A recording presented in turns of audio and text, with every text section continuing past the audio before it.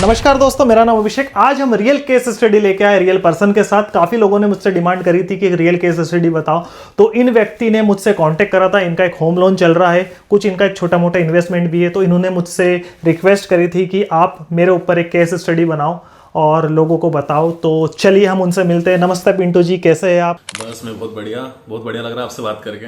आप क्या करते हैं? आपके घर में कितने व्यक्ति है? क्या सैलरी, कितनी इनकम है? कुछ बताइए आपके बारे में। मैं देवास में ही रहता हूँ, देवास में ही शॉप पर काम करता हूँ। मेरी सैलरी 15,000 के आसपास है। मेरे पिताजी की भी चाय की शॉप है, मेरा छोटा वाला भाई भी वहीं काम करते हैं, उनकी 15-20 के आसपास इनकम है। मेरे घर में 5 फैमिली मेम्बर है। हाल ही में हमने एक घर लिया है जिसकी डिटेल मैंने आपको व्हाट्सअप की थी। अच्छा, तो ठीक है। आपने मुझे जो व्हाट्सएप पे डाटा दिया वो ये है कि आपका कुछ लोन अमाउंट 20,60,000 का है और रेट ऑफ इंटरेस्ट 11% है। शायद आपने प्राइवेट बैंक से लिया, आपने जो बताया था, और ड्यूरेशन 15 साल का, जिसकी ईएमआई लगभग 23,000 के आसपास आ रही। क्या ये बात सही है? हाँ, ये वो सारी बातें हैं जो मैंने आपको व्हाट्सएप पे भेजी थी। और एक बात मुझे बताइए कि आपने मुझे कैसे कांटेक्ट करा और यूट्यूब पे आने की आपने मुझसे क्यों रिक्वेस्ट करी? मैंने आपकी वीडियो देखी थी, उसमें आपका व्हाट्सएप ग्रुप था, उसे मैंने ज्वाइन करा था।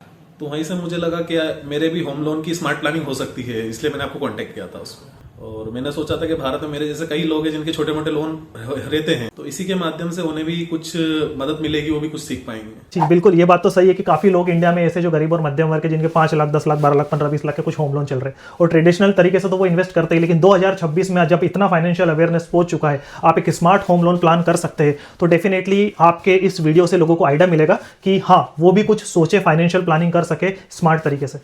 अच्छा, ये जो आपका होम लोन चल रहा है, जब चालू हुआ था अगस्त 2025 में, जैसा आपने बताया, तो आपने दिमाग में तो ये तो आया है कि भाई साहब इसको 15 साल बहुत ज़्यादा लंबा समय होता है, तो इसको जल्दी क्लोज कैसे करें? कुछ आपने प्लान करा है? हाँ, इसी के लिए मम्मी पापा ने 5,000 की बीसी चालू करी थी। 2 साल में उस बीसी से जितना भी इकट्ठा होगा हम वो लोन अमाउंट में सबमिट कर सकते हैं, ताकि हमारा लोन जल्दी क्लोज हो। ठीक है। देखिए बीसी, ठीक है।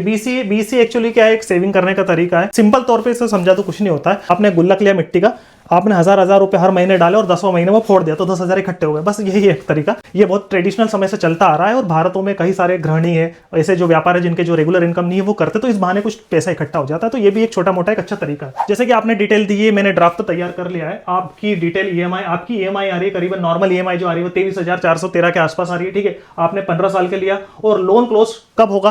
आपने अगस्त 2025 से करा, तो जुलाई 2024 तक आपका लोन कंप्लीट हो जाएगा और टोटल इंटरेस्ट आप 11% के हिसाब से शायद आप उस टाइम तक 21,54,000 की संभावना होगी कि आप शायद इतने दे चुके होंगे। और 15 साल बाद, मतलब जुलाई 2040 में जो लोन चल रहा है, हो सकता है कि आप टोटल पे कर दे 42,14,000। मतलब आपने लोन लिया था 20,60,000, उस पर 11% का इंटरेस्ट आपको देना पड़ा और ईएमआई के बाद आपने टोटल इंटरेस्ट, मतलब कहा जाता है कि 15 साल में ऐसा अनुमान माना जाता है कि जितना घर की कीमत होती है उतना हम इंटरेस्ट दे ही देते शायद। तो ऐसा, तो आपका 20,60,000 का लोन था, 21 लाख आपका ब्याज लगा, तो आपको संभावना होगी कि 42 लाख के आसपास आपका घर पड़ेगा। पर सबसे अच्छी बात है कि आपने 5,000 रुपये महीने की बीसी करी और आपने 24 महीने तक करेगी, तो 24 महीने का जो भी पैसा इकट्ठा होगा 1,20,000 वो आप लमसम जमा कर देंगे, जैसे कि आपने कहा। ठीक है, उसका उदाहरण लेके चलते हैं कि आपने 1,20,000 आपने 2 साल में इकट्ठे करे, मतलब 5-5 हज़ार करके। ठीक है, और आप 23,400, 23,500 की जो भी आपकी ईएमआई वो चल रही, प्लस साथ में 1,20,000 आपने लमसम जमा कर दी, तो संभावना ये होगी कि हो सकता है कि आपका ट्रेनर जो पहले 15 साल था वो लमसम 1.2 लाख अगर आप जमा करते, जो आपने प्लान करा जैसा आपने बताया, तो हो सकता है कि आपका ट्रेनर 15 साल से गिर के 10.4 साल हो जाए, करीबन 4-4.5 साल के आसपास आप जल्दी क्लोज कर दो, क्योंकि आप हर 2 साल में 1,20,000 एक्स्ट्रा जमा कर रहे हो लोन क्लोज करने के लिए। बहुत अच्छी बात है। तो लोन क्लोज कब होगा? नॉर्मल कंडीशन में 2040 में होता, लेकिन शायद जब आप 1,20,000 हर 2 साल में करें तो संभावना ये है कि 2 दिसंबर 2035, करीबन 5 साल पहले आपके लोन क्लोज होने की संभावना हो। ठीक है, इंटरेस्ट की बात करें तो नॉर्मल आप देखेंगे तो 21 लाख के 21.5 लाख के आसपास नॉर्मल ब्याज अगर आप दे देते 11% के हिसाब से। लेकिन अगर आपने 21 लाख जमा भी कर रहे हैं तो करीबन आपका इंटरेस्ट कम होकर 14,54,000 के आसपास हो सकता है। ठीक है, ये आप ही ने बताया, ये आप ही का डाटा है। ठीक है, और टोटल अमाउंट कितना भर देंगे? मतलब 15 साल बाद जब आप आखिरी किस्त भरेंगे, ठीक है, तो हो सकता है कि आपका नॉर्मल 42 लाख का घर पड़े। और इस केस से जो आपके पिताजी माताजी ने बहुत अच्छी प्लानिंग से बीसी चालू करी, सेविंग स्कीम चालू करी, हो सकता है कि उससे आपको घर करीबन 35 लाख के आसपास पड़ने की संभावना हो। ठीक। ठीक है। सेविंग देखें तो यहाँ पर आप 7 लाख बचा सकते हैं और आपका लोन हो सकता है कि 4 साल 6 महीने पहले ही जल्दी क्लोज हो जाए।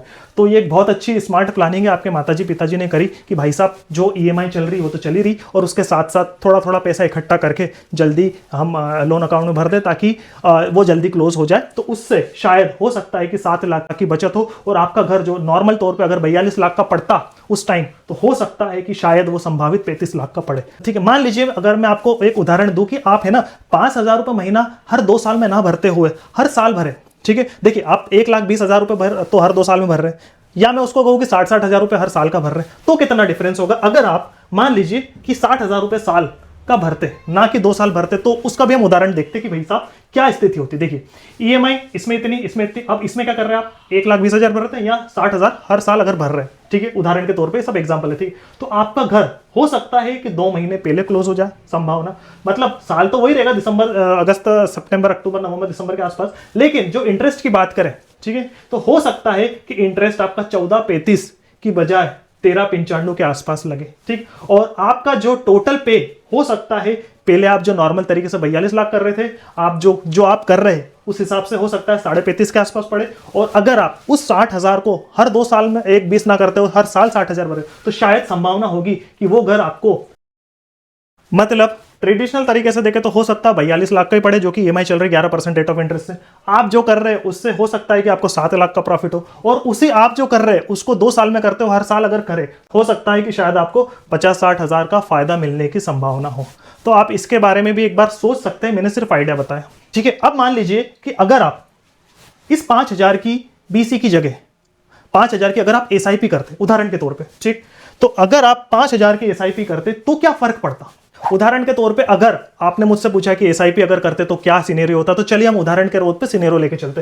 5,000 रुपए महीने की एसआईपी करते हैं, मतलब नॉर्मल ईएमआई जो चल रही है आपकी, ठीक है, उसके साथ अगर आप 5,000 की एसआईपी करते, ठीक, टाइम वही 15 साल लगाते और रिटर्न हम 12% मान के चलते। देखिए मार्केट में क्या रिटर्न मिलेगा वो तो कोई गारंटी नहीं, कम भी मिल सकता है, ज्यादा भी मिल सकता है, बट हाँ एमफी का कुछ एजम्पशन है कि हाँ आप 10 से 12% मान के चल सकते हैं। 20-25% हाइपोथेटिकल होता साहब, इतना जरूरी नहीं है, जरूरी नहीं पास्ट में मिला हो तो फ्यूचर में मिलेगा, बट हाँ हमें एक प्रोजेक्शन के लिए, एजम्पशन के लिए कुछ एक डबल डिजिट बेसिक नंबर तो लेके चलना पड़ेगा। तो हमने 3 केस लेके चले। मान लीजिए 12% का अगर हमको रिटर्न मिलता उदाहरण के तौर पे, या और बुरे केस में 10% का मिलता, और मान लो कि समय अच्छा हो, कभी अच्छा मिल जाए, तो हमने 15% लेके चल रहा है। मतलब हमने 10 भी लेके चला, 12 भी लेके चला और अच्छा समय लेके चला कि कभी 15 दे दे तो ठीक है, जरूरत नहीं देगा, बट हम तीनों केस में लेके चलते हैं, मतलब अच्छा और बुरा टाइम दोनों। ठीक है, तो इस केस में आप तो टोटल आप 9 लाख जमा कर देंगे और फाइनल वैल्यू शायद 25-25 लाख मिलने की संभावना होती। मतलब जैसे ही 15 साल कंप्लीट होते, आपका जो कितना पेमेंट लोन के लिए आप दे चुके रहते 42 लाख, और जैसे ही 15 साल वो कंप्लीट होते आपको एसआईपी के थ्रू कितने मिलने की संभावना होती, 25 के आसपास।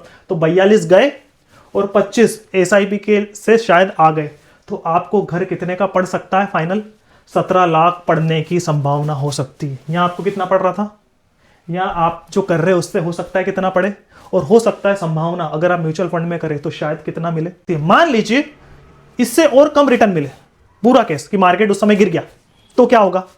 ठीक है, हम 10% लेके चलते हैं, 10% के हिसाब से वही टोटल इन्वेस्ट आप 9 लाख रुपए कर देंगे और फाइनल वैल्यू करीबन 20-21 के आसपास बनने की संभावना होगी। ठीक है, तो 42 लाख जो नॉर्मल आपके 15 साल तक चले जाएंगे, और बुरे सिनेरियो में भाई साहब मान लो 10% ही मिला तो 21 माइनस, तो भाई साहब फिर भी आपको घर 21 पड़ने मिलने की संभावना होगी। मतलब 42 लाख गए, यहां पर आपको कितने पड़ रहे थे, और 15 साल बाद 10% के हिसाब से अगर मिला तो शायद आपको 21 लाख का घर पड़ने की संभावना होगी। चलो ठीक है, 1-2% और कभी अच्छा मिल जाए, ये भी एजम्पशन आप कर सकते हो, 15 भी इट्स ठीक है, लेकिन 20-25 बहुत ज्यादा होता है। लेकिन मान लो 15 अगर मिल जाए शायद, और इन्वेस्टमेंट वही इन्वेस्टमेंट 9 लाख, फाइनल वैल्यू कितने बढ़ने की संभावना की मालूम है, 33,84,000, करीबन 34 लाख मिलने की संभावना होगी। मतलब 15 साल बाद अगर आपका जो लोन चल रहा है उससे कितने पैसे जाएंगे, 42 लाख, और 15 साल बाद अगर 15% का शायद रिटर्न मिल जाए तो कितना पैसा आएगा, 34 लाख आने की संभावना होगी।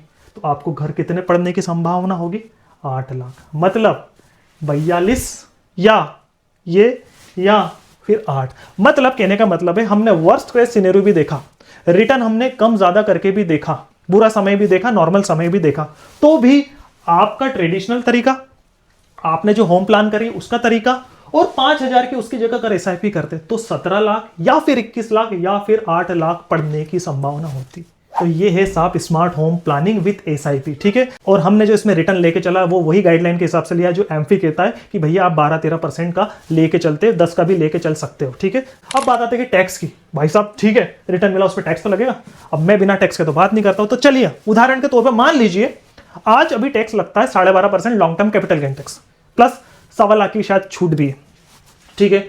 तो टोटल टैक्स कितना बनेगा उसको कैलकुलेट करते हैं। तो पहले एग्जांपल पे चलते हैं। फाइनल वैल्यू कितनी मिली? 25.5 लाख के आसपास। 9 लाख माइनस कर दो उसमें से, क्योंकि इन्वेस्टमेंट है, गेन पे लगता है, इन्वेस्टमेंट पे नहीं लगता है। 25 माइनस 9, 16 लाख पे टैक्स लगेगा। 16 लाख माइनस 1.25 लाख की छूट है, तो करीबन 14.75 पे टैक्स लगेगा। 12.5% के हिसाब से कितना है? 1.85 लाख टैक्स देना पड़ेगा। मतलब आपको शायद 17 लाख का घर टैक्स के साथ 18.5 या 18.85 के आसपास पड़ सकता है। टैक्स के बाद भी आपको घर उस टाइम नॉर्मल 42 का पड़ रहा था, और टैक्स के बाद शायद SIP के थ्रू 18.85 का पड़ सकता है। दूसरे एग्जांपल पे देखें तो फाइनल वैल्यू कितनी बन सकती थी? 20.89, ठीक है। इसमें से माइनस करा हमने, कितना 21 पकड़ लिया, उसमें से 9 लाख इन्वेस्टमेंट था हमारा, 12 लाख। 12 लाख में से 1.25 लाख छूट मिल रही थी, वो माइनस कर दिया तो 10.75 लाख पे टैक्स लगेगा। कितना? 1.34।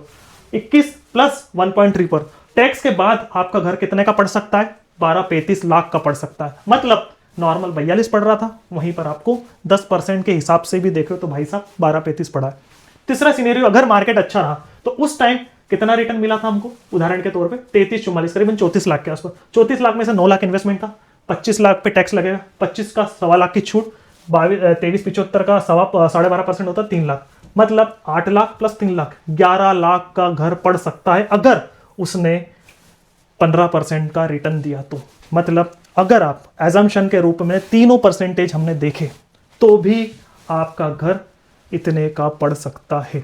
तो ये वीडियो बनाने का मकसद मुझे ये नहीं बताना था कि आपको कितने का पड़ेगा, क्या होगा, ये तो सब हाइपोथेटिकल उदाहरण है। मेरा मकसद ये है कि आप जो म्यूचुअल फंड है, जो एमफी कहता है कि भाई साहब म्यूचुअल फंड, SIP, SWP से आप स्मार्ट घर की प्लानिंग कर सकते हैं। और भारत में ऐसे बहुत सारे गरीब और मध्यम वर्ग है जो चाहते हैं कि स्मार्ट होम प्लानिंग वो करे। तो पिंटू जी आपका बहुत बहुत धन्यवाद कि आपने ये सोचा कि ऐसे बहुत सारे भारत में गरीब और मध्यम वर्ग लोग हैं जो स्मार्ट होम लोन प्लान करना चाहते हैं। तो आपने, आपकी केस स्टडी से हमने एक उदाहरण के रूप में समझाया, और हो सकता है कि बहुत सारे ऐसे लोग हैं उन्हें ये समझ में आए और शायद स्मार्ट होम लोन प्लानिंग चालू कर सके।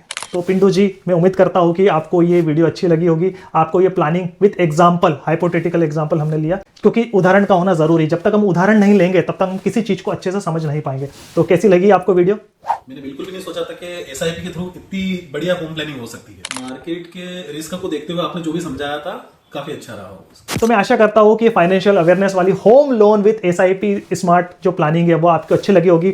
और मेरे आपसे रिक्वेस्ट है, हमारा व्हाट्सएप ग्रुप जरूर ज्वाइन करें। वहां भी मैं अच्छी healthy financial awareness tips tricks वगैरह डालता रहता हूं। बहुत कम अपडेट डालता हूं, लेकिन फिर भी बहुत तगड़ी डालता हूं। साथ में इंस्टाग्राम @live.abhishek में भी अपडेट रहता हूं, वहां पर भी फाइनेंशियल से रिलेटेड अच्छे वीडियोस डाटा डालता रहता हूं। अगर आपको ये वीडियो की पूरी डाटा की डिटेल चाहिए तो इसके लिए मैं आर्टिकल भी लिख चुका हूं। इसकी डिटेल आप नीचे लिंक में क्लिक करेंगे तो वहां पर इस आर्टिकल की लिंक मिल जाएगी moneyblaster.com में। और सबसे इंपॉर्टेंट, लाइक जरूर करें। और अगर आपको इस फाइनेंशियल प्लानिंग जो हमने उदाहरण के रूप में समझी, अगर आपको अच्छी लगी है या इससे रिलेटेड कुछ जवाब है या सवाल है तो नीचे जरूर लिखें। और अगली वीडियो आप किस पे चाहते हैं वो भी जरूर बताइए। नेक्स्ट वीडियो में हम जल्दी मिलेंगे, तब तक के लिए bye bye. Thank you very much.